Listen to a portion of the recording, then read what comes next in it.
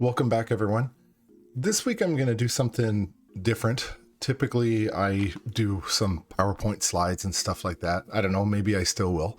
But what I've done is I've come across this book quite a while ago, and it's a book actually called Neural Networks from Scratch. And it's a couple of guys that wrote this book and do a lot of YouTube content. So I purchased the book. I've reached out and said, I think this would be a great book to use in a class.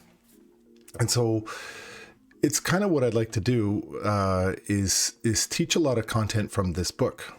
And I'm just letting you know about the book. I think it's one of the best books I've ever seen in terms of machine learning and its simplicity, ease of use. It's really, really good. It's actually called Neural Networks from Scratch. And so what I want to do in this video is just actually start that. And the reason I want to start a neural network is because of this picture that you see right here in the top left, right there. And there is so much going on in machine learning and AI that actually just comes from that block itself. And so rather than, let's say, week by week, piece it apart and do, for example, just the perceptron this week, it's really kind of hard to understand where that fits in a context. Focusing on the perceptron, do all this work, and then you get this very mediocre result from just isolating the perceptron. And there's many different ways of doing it. So from my point of view, I think the best way is really just chip away at the neural network, because it has a piece of everything in it. And so, if you have an opportunity, I do recommend that you buy the book. I do have my own copy of it.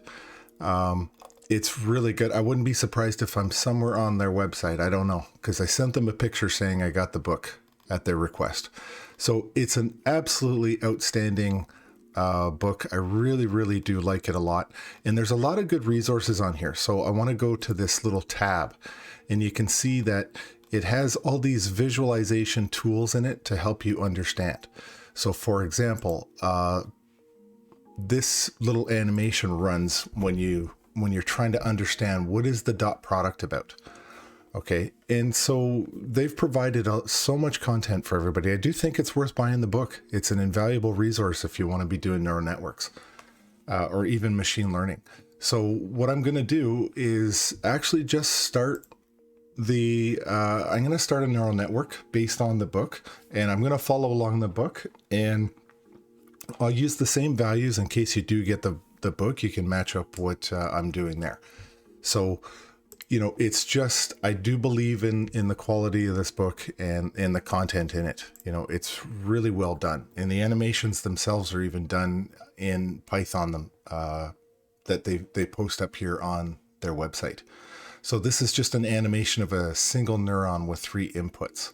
Okay, so, but if you're wondering where my animations come from, I didn't do it. It all came from this website and from these authors. I don't know how many books on machine learning and all that kind of stuff. And when we, for example, talk about something called the perceptron, we often get this kind of analogy where we start to talk about the brain and we look at neurons and dendrites and all sorts of complicated over the top stuff, right? And really at the end of the day, that never seems to ultimately matter. It's a great analogy for what a neural network is, but ultimately it doesn't mean anything in terms of how do I practically code this. Because ultimately, if I'm trying to just do a perceptron, where does that fit in with this? It's actually somewhere inside here. Okay, it has to do with these nodes and everything like that.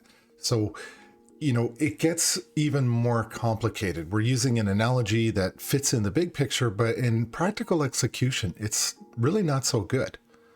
Then we start to get into things like the hyperplane, and it just grows from there, right? We get into this visual complexity, trying to understand all the things that are happening within our machine learning algorithms.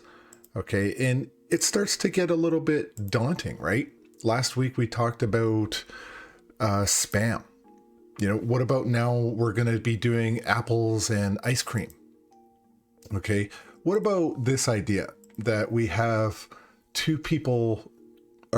one person trying to get into the military, and they're trying to get in to become an officer versus a non-commissioned member of the military.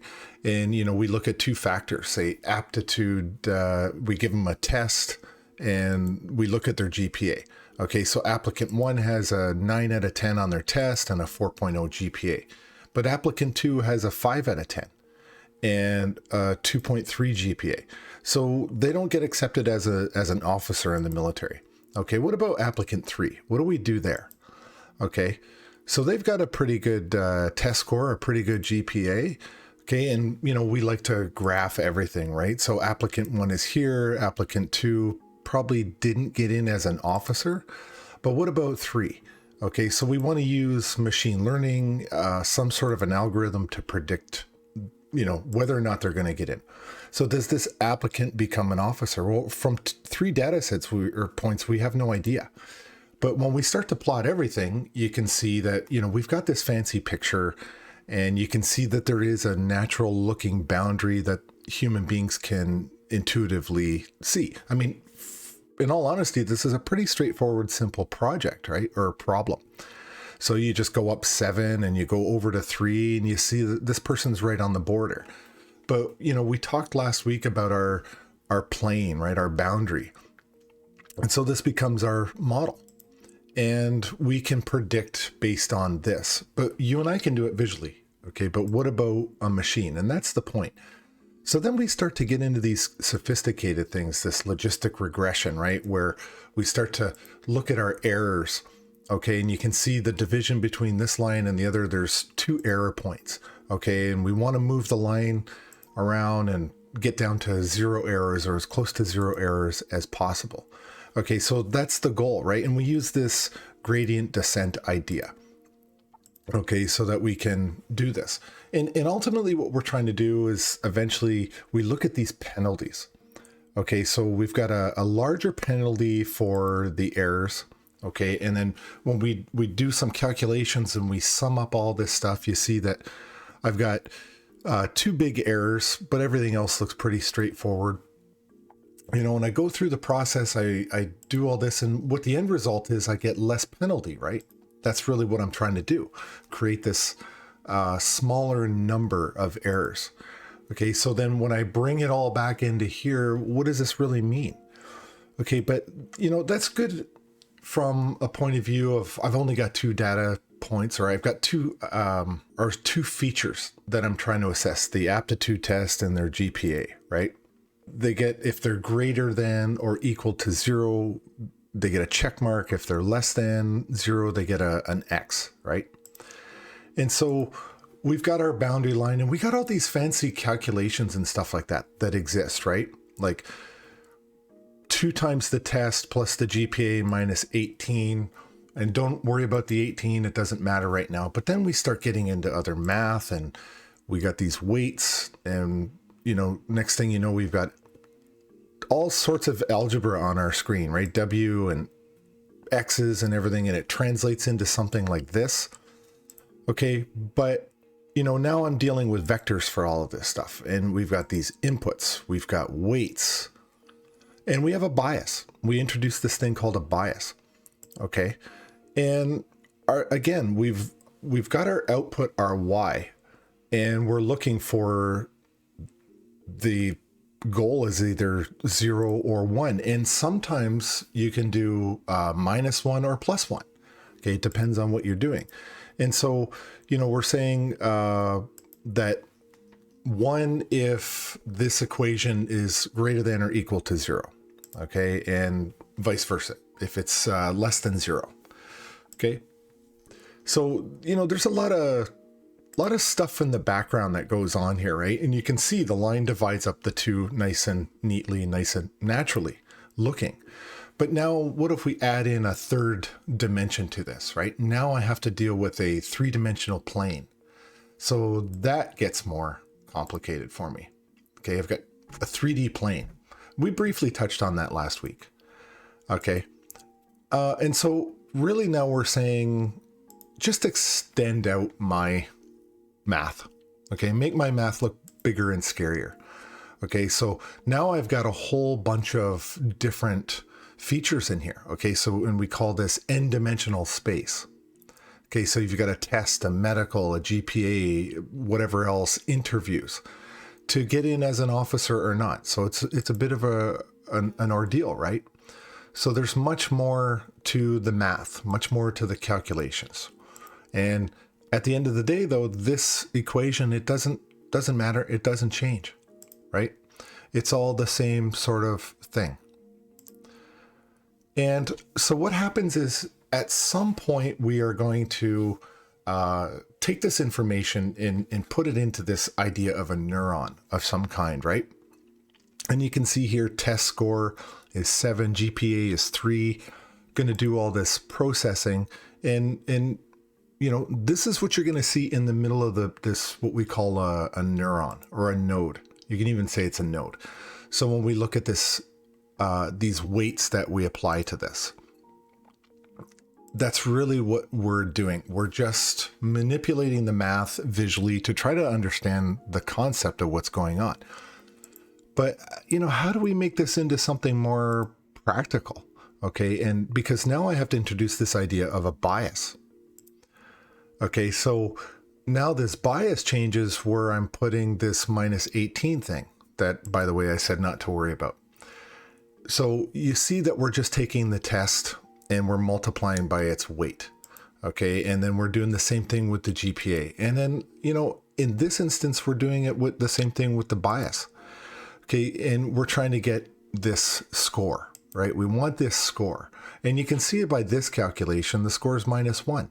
So obviously it's, you know, an X. So that's what the output of this would be. And so, you know, we get into more nodes coming in or more neurons coming into our network. And we're still just trying to get one single output. Okay, now we've got this step function and we talked about this a little bit in the past. Okay, so, you know, you can look at this and, you know, hopefully you can make sense of this diagram of what's happening here, but it's called a step function. Okay, and some people call it the activation function as well. Okay, and then there's this other one we were dealing with, which is our linear function. Okay, but where does this all fit into the big picture? Well, here it is. Here's this idea of a perceptron. Perceptron it's got some basic elements, but it is not so much a noun, a person, place, or a thing that you can look at, but I think it's almost more of an overall concept. Okay, and it's an algorithm. You know, perceptron is an algorithm, but it has a lot of different moving parts. Okay, and so I think it'd be a mistake to try to focus in and do an example just straight on a perceptron.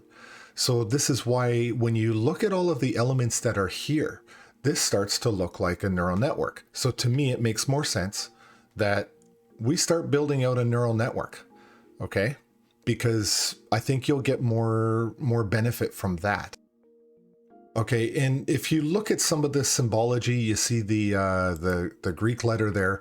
That's represents your linear function, and then your activation function are usually these two symbols that you'll often see in the painful textbooks. Okay, and you know, you see all this data here. I've got a dictionary, I've got a data set.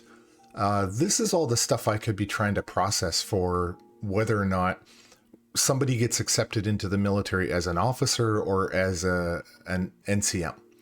Okay, and this could be, these other numbers could be a different prediction altogether. But the numbers themselves, the data sets start to get big and complicated and scary. And after a while, they start to lose meaning, right? So we create these concepts around what we're trying to do in our projects.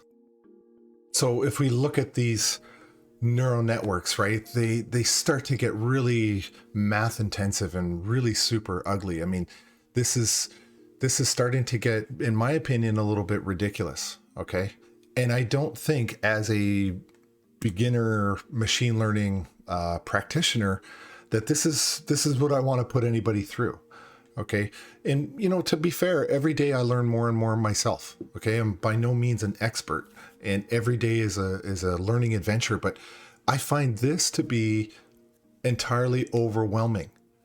But I think my mind can intuitively understand what's going on here if you put it into sort of a plain context, right? Did the math need to be so overwhelming I couldn't follow it? Whereas something like this makes more sense. This I'm seeing in a practical term, okay? And, you know, even here, there's not a lot of library functions that we're calling in Python. Okay, but it's there, and all of the components of a neural network and a lot of the components of other machine learning techniques or algorithms, it's all in here in the neural network. And so if you were to look at all of this math here, you can see how this nice and neatly all lines up. Okay, the math here is pretty straightforward, and we're just going to look at this idea of the single neuron, right? And so you can see what's happening here really easy on the screen. You've got inputs coming in, and you've got weights, and you've got a bias. And from a programming practical sense, it's as easy as what you're seeing on the screen, thanks to, you know, the website. And you see this animation, you can see where all the numbers and all the magic is happening. Okay, so this is why I really truly believe that the neural network is the place to start and to really dig in here. And so I do want to thank the guys who created this website and the book. They've done a great job. And you can see here, what's a neural network, right? It's a bunch of neurons, and the intended idea is that there's a series of inputs and an output of some kind. And so when we look at this, we're looking at a dog versus a cat. Okay, there's an input, it goes through the network, and it produces a cat or a dog. But what you're seeing here is the input layer on the left-hand side. And in the middle, we call these hidden layers. Okay, and then on the far right, those two final neurons on the end, those are your output layer. Okay, and so you can see all the connections in between each neuron and the way they're activating. And so ultimately, you know, we could look at that analogy with somebody trying to get in as an officer or as a non-commissioned member, an NCM. So you take all those factors on the left-hand side, you go through your neuron, and on the outside, it's either yes, you're going to become an officer, or yes, you're going to become a non-commissioned member of the military. And in this particular case, you know, we're putting in images, and you're outputting this. So this is a visualization problem, right? And you've got to somehow take those photographs, convert those into numbers, and then go through your neural network. You're not literally putting a photograph into your neural network and expecting this outcome, right? These photos would be processed, converted into numerical values. Okay, and so this is really what it's all about, is whatever our input is, we're converting into a numerical value. And we typically will start off doing that with an array. Okay, and so this is, you know, it's about time that I actually get in there and start doing some coding here. So I'm in my Jupyter notebook, and what I'm going to do is a new Python 3. And I'm just going to say intro neural network. That's what I'm going to call this. And you can see actually out here, it shows up right here, intro neural network. Okay. And so if I actually want to create a new file or folder, the way I do that is I go over to here to new folder, and I'm going to look for it because I don't see it. And it looks like it created it a second ago right here. Okay. And I want to rename that. And the way I rename that is I can click on it right here. I just click that little box, and right up the top, it says rename. And I'm going to call this neural network.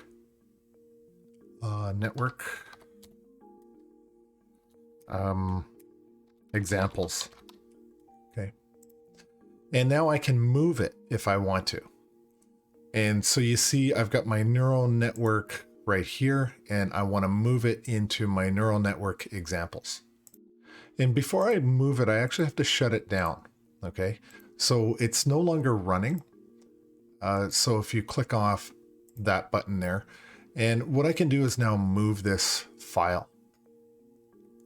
And sometimes it can be a little bit tricky, but what you have to do is you have to actually click on it. And even though you can see it's not turned on, you actually have to hit this shutdown button. Okay, so I've shut it down. Okay, I turn it on. And when I go to it, it's not even on. So if I shut it down, that's one thing I've got to do. But now when I click on it, I can go to the top and it says move.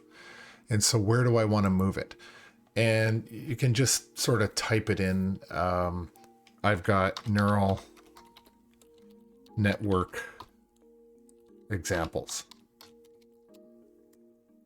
Okay, and it's now moved into this folder. And I don't think it's the easiest or most intuitive thing to do, but that's what we've got. So let's go and open it up now. Okay, so let's just make this as simple as possible. We're going to start off at the input, okay? We're going to start off at an input. And now consider what's going on here. I've got, I'm going to do an array of inputs, okay? And these are just, you know, out of the book, 1.2, comma, 5.1, comma, 2.1. Okay, so that's your input. So remember on the neural network, okay, we've got input layers. All right, now the next thing I'm going to do is weights. Okay, and those are also going to be 3.1, an array, okay, 2.1 and 8.7. Okay, and then the next thing that I need here is my bias. Okay, in my bias, I'm going to set that to 3. Okay, so what does this really look like? And I need to change this to with an S, okay? Inputs. So what does this really look like? At the moment, this is all I am creating. Okay, this is all that it is. You can see I've got the inputs, 1.2, 5.1, 2.1, and I've got the weights, 3.1, 2.1, 8.7, and then I've got my bias. And notice they're all coming into one neuron in the middle. So my input layers are all feeding into one neuron in the center, okay? And what we're trying to do is get a number that should go in the middle of that big giant circle. That's what we're looking for. So I want that number. I want that output number in the middle of my new larger neuron. And if I do it this way, this is going to be the manual way of doing this, okay? And we're going to do it the hard way, the long way, let's say, long division, and then we're going to use a calculator, if that's a good analogy. So we know that really what this turns into is this. Inputs, yeah. And it's an array, right? So I'm doing an array. Input 0, so what this represents is 1.2. Okay, times my weight. Okay, and in there, my weight is 3.1. Okay, that's all I'm doing. And then I'm going to duplicate that. Okay, so I'm going to take this copy, I'm going to paste it, and one more time. And now I'm just going to go down the array and grab the different indexes that I want. But I'm not done there yet, right? I still have, at the end, this bias. Okay, so that's what I've got there. And if I want to know what that output number is, now it's just print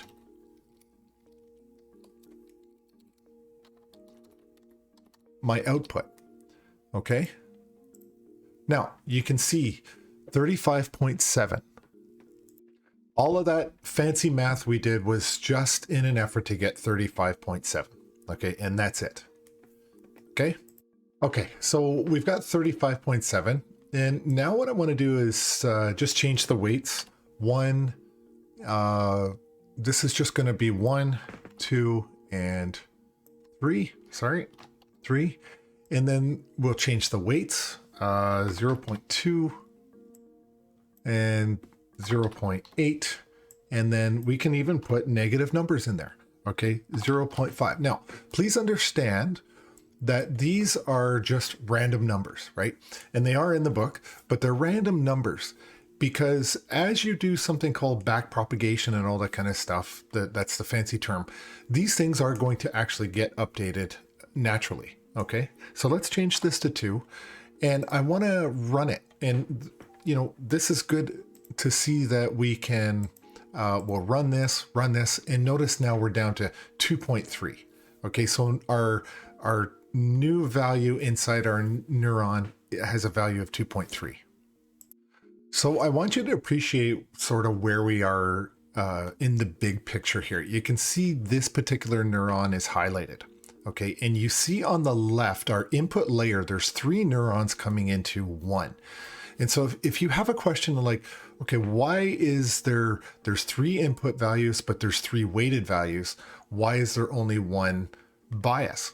And the answer is, you can see this graphically, what's happening is that we've got those input layers coming in. We've got 3 bias coming in, or sorry, 3 weights coming in, but we only have really room for 1 bias to come in. And so that's why there's only 1 bias associated with each neuron. The bias is associated with the actual neuron. The other numbers come from different neurons themselves. Okay, so we're just adding this one to the neuron. That's what we're really trying to do. Okay.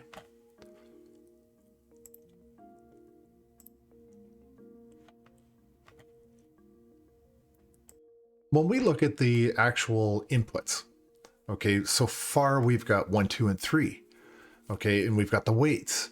But what are the inputs? The inputs could be any number of different things. And luckily in this case, they're just numerical values. But remember what I said, they could be they could be data or numbers from a photograph. They could be robotic sensors. It could be LiDAR data, for example. It could be heat, temperature kind of sensors. So these are all just numerical values coming in.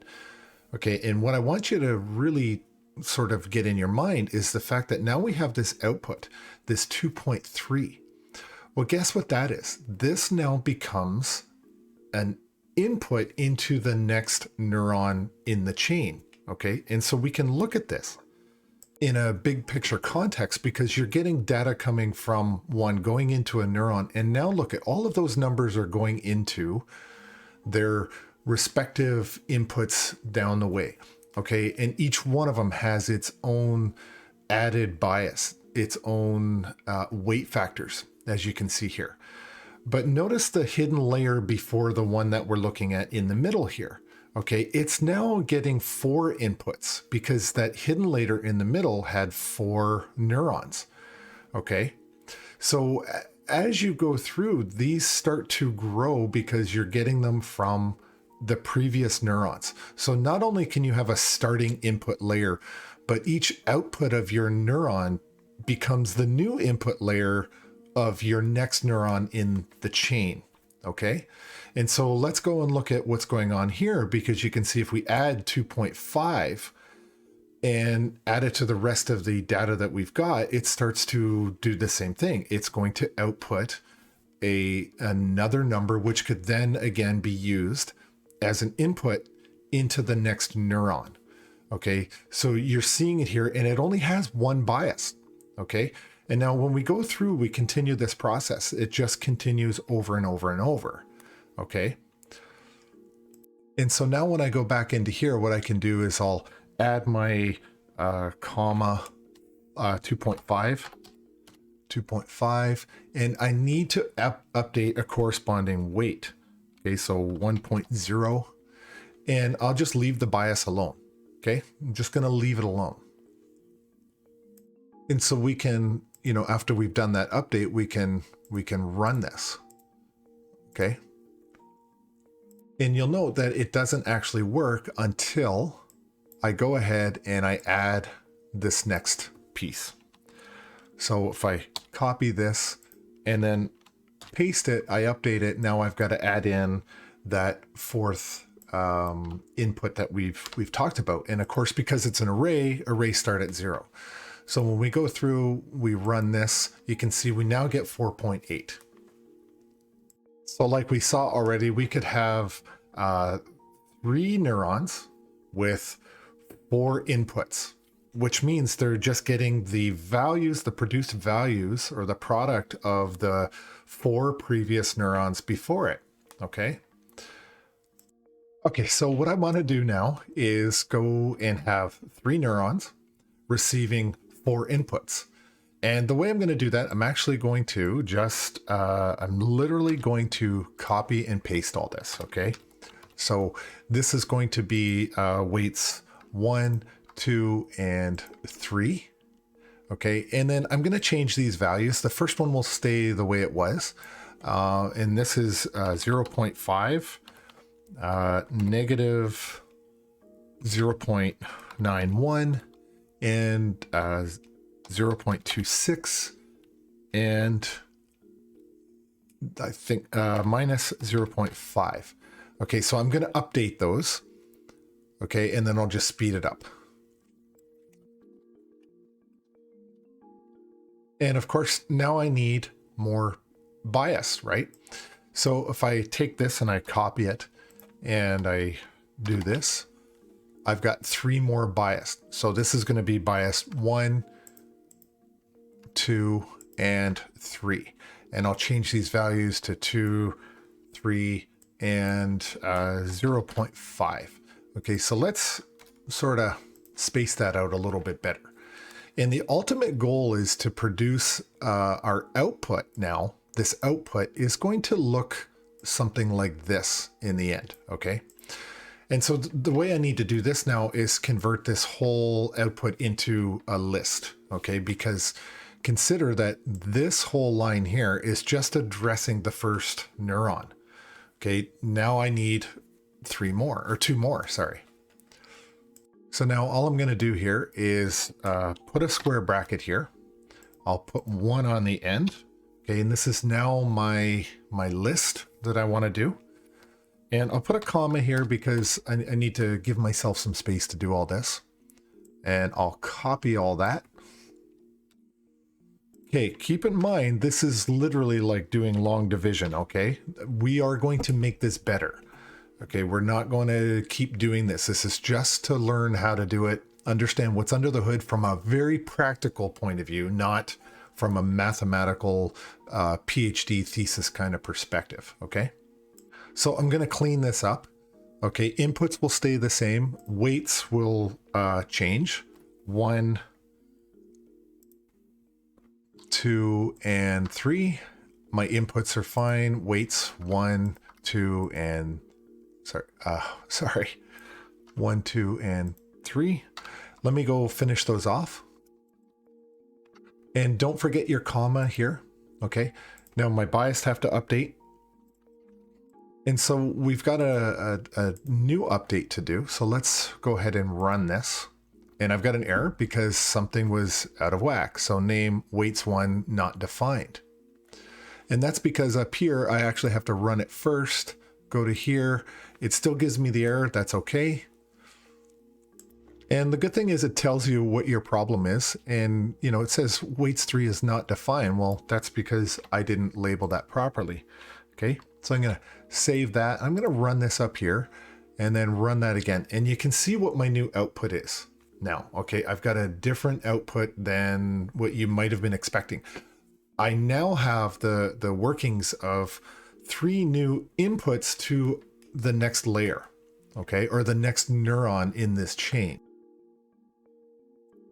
So let's have a look at what's really going on here, right?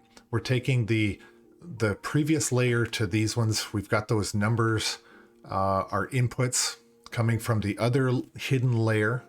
Okay, and now we're just actually updating each and every one of our next layer. Okay, this middle layer that we're looking at. So this is all that we've really started to perform. And it's not that complicated at all.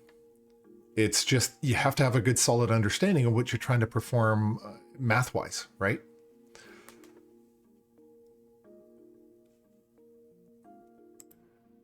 And now you're just seeing we've got everything coming into this neuron. This is the one that we just did right here.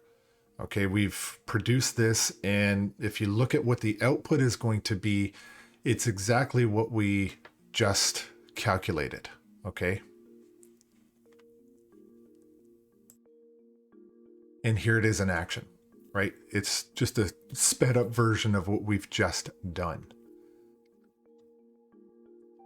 And the importance is this piece here. We've got a new output layer that can go into the next layer if we want it to. So like I said before, this is kind of the long division version of it, and we need to really throw that to the side and start thinking of it like, okay, I need to use a calculator. Okay, so what we're going to do is do a list of lists, okay, and we're going to do weights, okay, and pluralize this as well. And what I want to do in my list of lists is just copy all of these. I want to copy that and put a comma.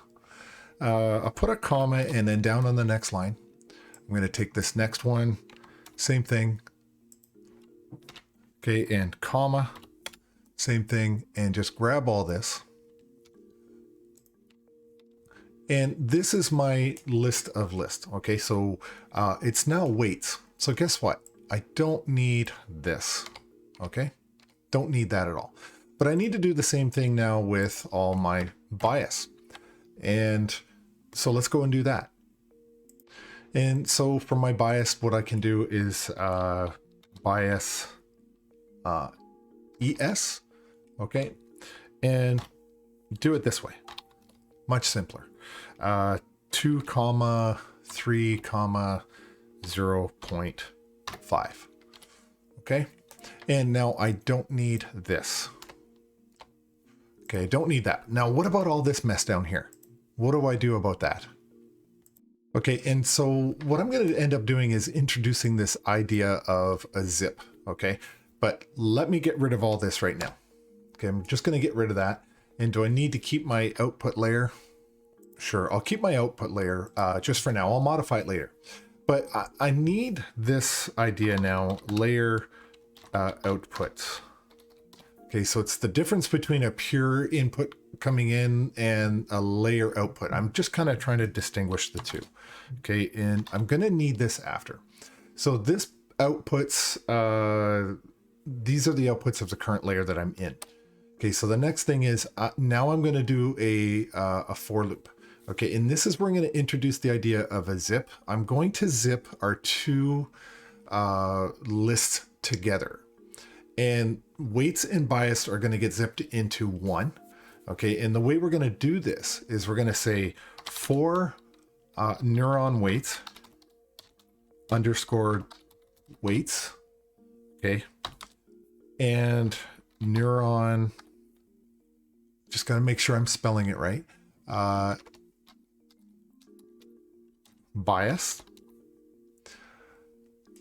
What we're going to do is in this keyword zip, and then just take the two lists that I've created.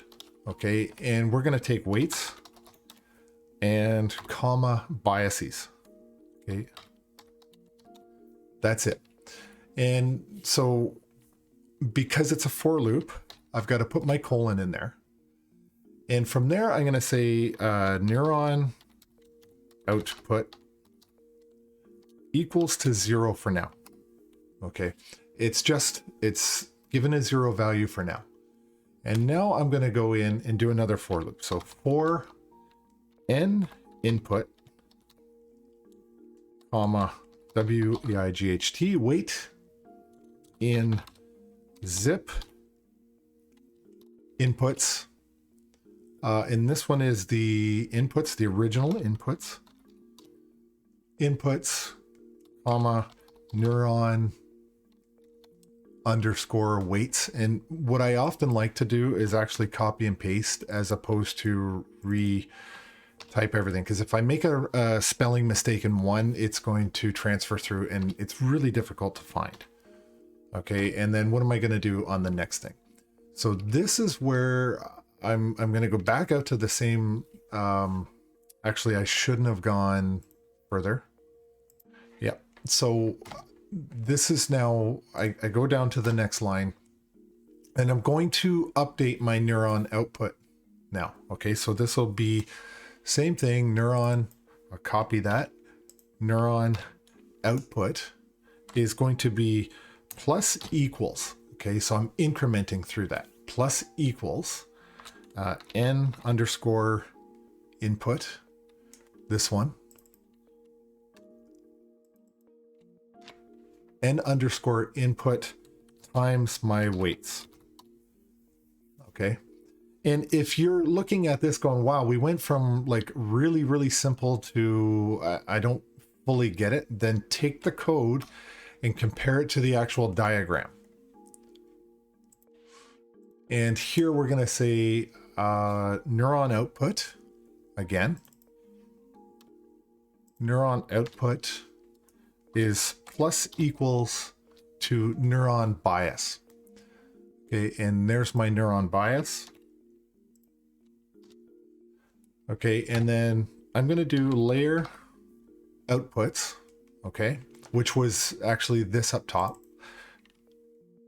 Copy. And I'm going to do an append, okay, append. And this is my neuron output. Okay, so to print that, what I need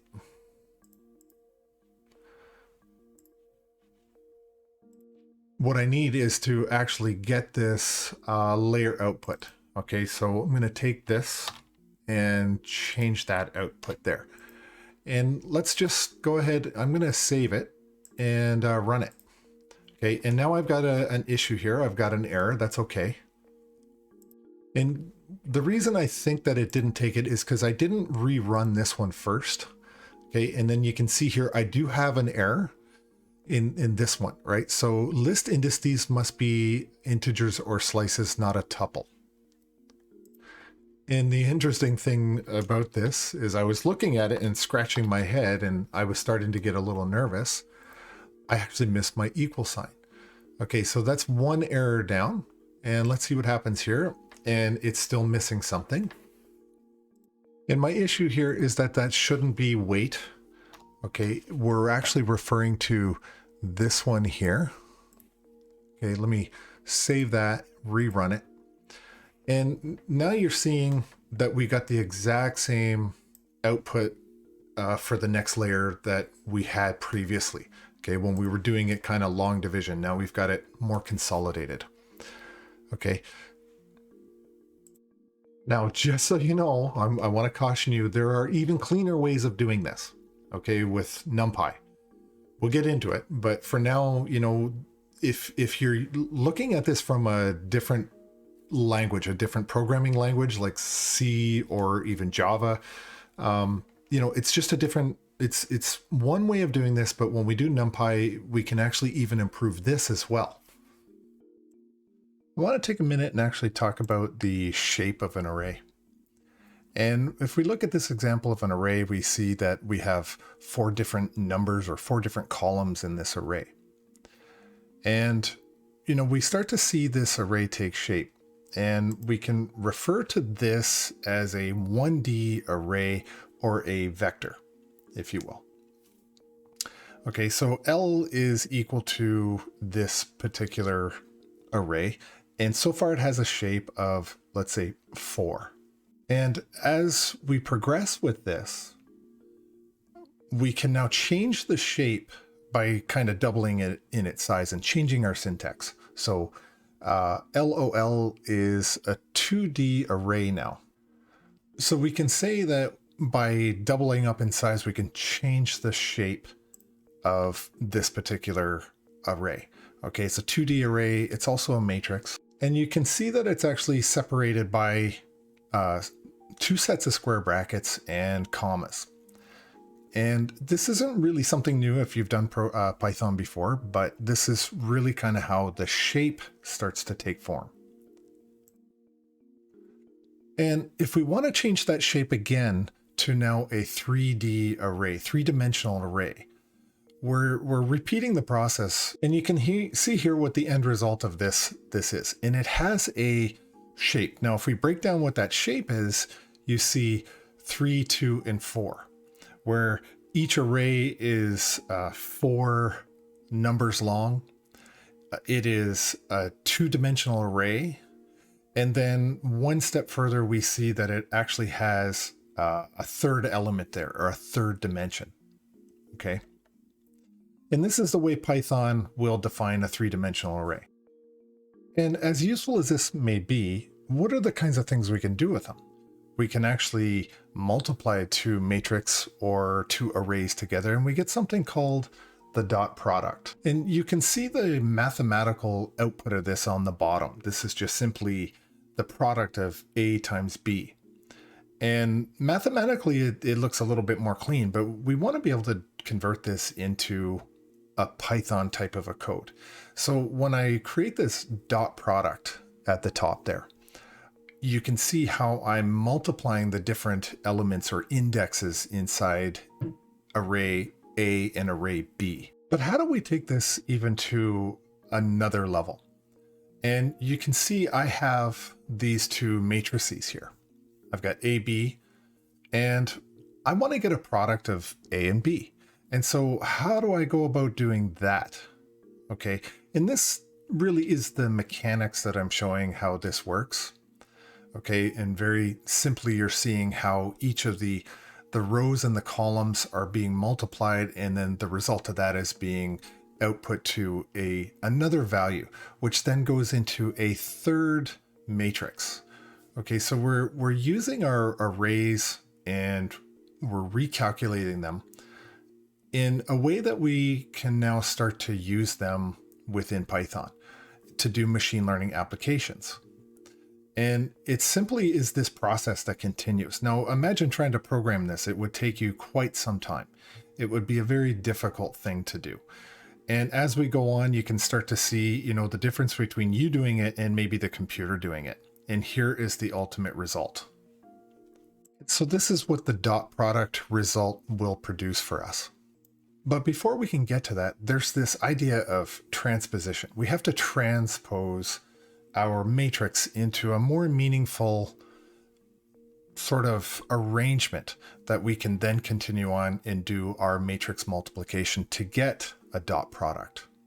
And so there's an important step that has to happen here before we can do our dot product. And so now if we go back and we look at this, we see that bias is a vector, inputs are a vector, and weights is a matrix of vectors. Okay.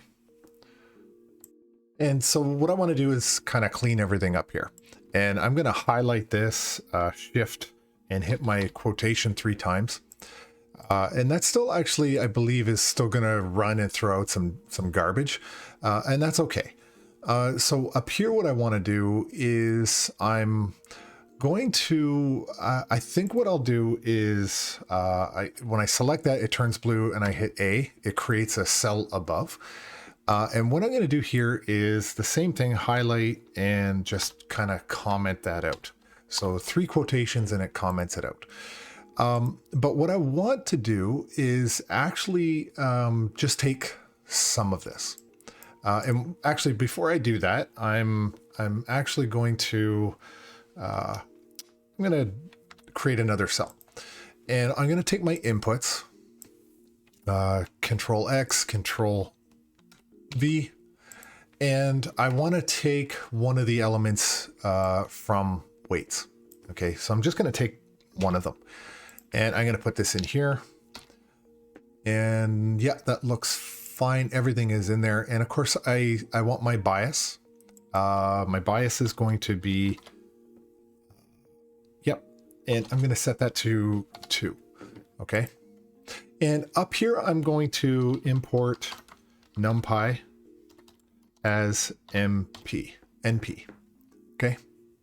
And let me just, I'm going to save that. I'm going to run it. And I've got a syntax error already, and I haven't even done anything. And it's this here, this carelessness. I had an extra bracket. Okay, so I run that and everything is still back up to normal. And from here, I'm actually going to, I'll put another cell here. And this is what we're going to do. This is really, honestly, the best way to use that analogy before. This is me using a calculator. Okay, MP dot, dot. Okay, it's called the dot product. And it is a function that comes out of NumPy. And I'm going to do inputs,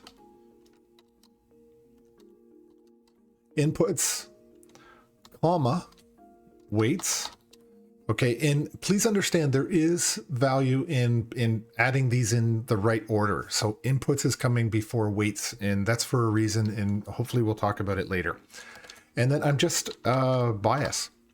Okay, and that's all that I'm doing here.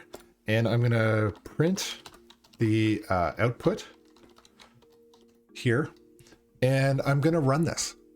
Okay, and if you'll see, we've got 4.8 again. Okay, so we went from being back in grade 4 doing long division to, you know, doing, let's say, a calculator, to all of a sudden doing all this on a computer. I guess that's, we've progressed very nicely through doing some more simple operations. And like I said, it does actually matter, the order, okay? And so it doesn't matter at this moment, but it's going to matter in the future. So what I'm going to do is actually change this. Okay, because it's going to matter in the future. But for now, it doesn't. I've only got one input and one vector of weights. Okay, so if we run this again, what did I forget? I had this, yeah. It doesn't matter in the long run for just these two simple values, but it will later. So visually, I want you to be able to see what's really going on here, right? This is the way this dot product function actually works. It's just replacing one value for the representation of those values. So those variable names are just representing the numbers. And this is actually, it's the same operation that we did before, but the function is actually handling it all for us. Okay, and then it's taking the bias here and then adding it to the end. And that's how we're getting the 4.8. Okay, so let's go and take this a little bit further. Okay, so what I want to do is actually go get this. Just highlight all of that, copy, and replace my weight. Okay, and then I'm going to do the same with my bias or biases. Copy, paste. Okay, and all right, so that looks all set. Okay, so this is why now this weights in inputs become an actual issue. It's for this very reason. Okay, so let me run that, make sure that it's okay, and let me run this and see what we're getting here. Okay, we have a new output, but I don't know if you noticed or not, but there was an error because I didn't actually update my bias. So the number, this number here is actually different. Okay, and remember what we showed in the video where we're adding the bias to our matrices. So this has to be updated. Okay, so that bias here is the one that we need to add onto the end. Now watch right here, you'll see the numbers change, okay? And so now they're correct, okay? They were not correct prior to that. So we have to just be careful with what we're doing and make sure we're capturing all the right values.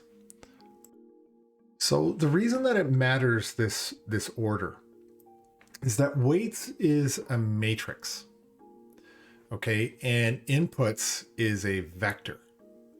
And so in the dot product method, if you were to look at the documentation, it would tell you that the first parameter that gets passed in is the output that it's going to be. So this is actually a matrix, okay? Because weights is a matrix, and you know, it's only got a couple of different indexes or elements in it, but it is a matrix, okay? It's part of a matrix.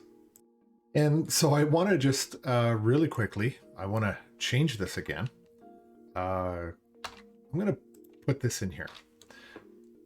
Put my comma, go clean up the other one. And I'm going to try and run this and watch what happens. Total mess. Okay, it doesn't work. And that's just because of the nature of the way the dot product function is written in Python. Okay, so again, let me go back and correct this. I love the Control Z, and we'll run this. Okay, and now that it's fixed. Now remember, what is this? What is this that we actually created? Okay, these are now the outputs going into our next layer. Okay, so these values become an input into the next layer. Okay, so this is really what we've done, right? We've just taken the two, the matrix and the vector. We've put them together with the using the dot product, and you can see really the steps that the computer or the dot product function is following. Okay, and it's really good that it does this for us, but you can see what this one particular output is. And we're incomplete here because we still have to account for the bias. All right, we've got this one matrix, this one vector. Now we have to add the other vector, which is our bias. And this is what our product is at the end. So this is really good for us. Okay, I want to continue, but for now, what I'm going to do is just take out this whole block actually. And we're going to do something because this is a little bit impractical doing it in this particular situation, right? We want to do something called a batch. And so, you know, we're doing a vector and a matrix, okay? And now I want to switch over to doing it with a batch. Because our input layer here has just been this, 1D array vector. That's all it's been. But I want to do a matrix, okay? I want it to be a matrix now. So we need to do this as a batch. And so what does a batch look like? Because, you know, like I said, we've been doing this vector. We've have our input as a vector sample, okay? And that's the shape of it there. But now you're seeing, you know, we're increasing the vectors we're putting in to create that matrix. And now we have this 2D array or 2D matrix that we want to use. So you see here what we've got with our neural net, right? And we've got our weights and our bias and all that kind of stuff. But really, how does this bias come into effect? What we're talking about is really y equals mx plus b. Okay, and when we pull the levers on the weights and we pull the levers on the bias, you can see the relationship between this line that we've worked with in the past. That's what we're kind of moving around at times. So this is how the relationship works. When you tweak these or pull the levers, you can see the way the line is actually behaving, which is why so many times we talk about this kind of thing. Okay, why we talk about the activation function and stuff like that. Okay, so we've got that whole relationship between the weights, the inputs, and the bias, and how we can graph that in an actual activation function. Okay, and that's why it becomes really important. So my goal today was to move you off of this big picture situation on what neurons and machine learning and all that kind of stuff to get you over to something more like this, you know, where it becomes a little more practical, and then, you know, go through the steps and maybe talk about this and get a little bit more drilled down eventually to kind of understand these linear functions and where the step function comes in, you know, just the symbology of it. But ultimately, what really matters to us is this, getting to this point. Okay, so I'm going to end the video there. And next week, I'm going to come back and develop this a lot further. Okay, because we still haven't got to the full perceptron piece in that. But there was a lot of, let's say, gateway learning that we had to go through in order to understand this. And I want to make sure that we have a really strong foundation in what we're doing before we proceed on further. Okay, which is better than you just watching me regurgitate code. Okay, so thanks for watching. And next week when we come back, we're going to keep developing this even further, but from a very practical coding point of view. So thanks for watching, and I'll see you next time.